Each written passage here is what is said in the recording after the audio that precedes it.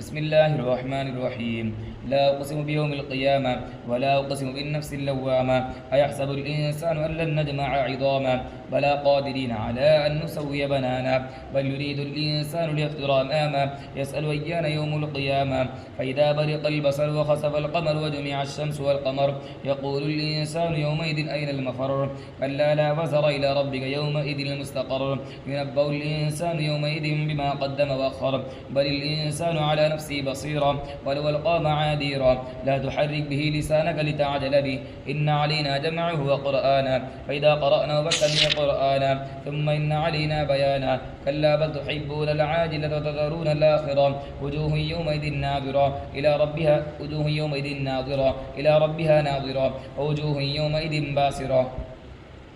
تظن أن يفعل بها فاقرة كلا إذا بلغت التراقي وقيل من راق وظن أنه الفراق والتفت الساق بالساق إلى ربك يومئذ المساق فلا صدق ولا صلى ولكن كذب وتولى ثم ذهب إلى أهله يتمطى أولى لك فأولى ثم أولى لك فأولى أيحسب الإنسان أن يترك سدى ألم يكن نطفة من ملك يمنى ثم كان علقة فخلق فسوى فجعل منه الزوجين الذكر والأنثى أليس ذلك بقادر على أن يحيي الموتى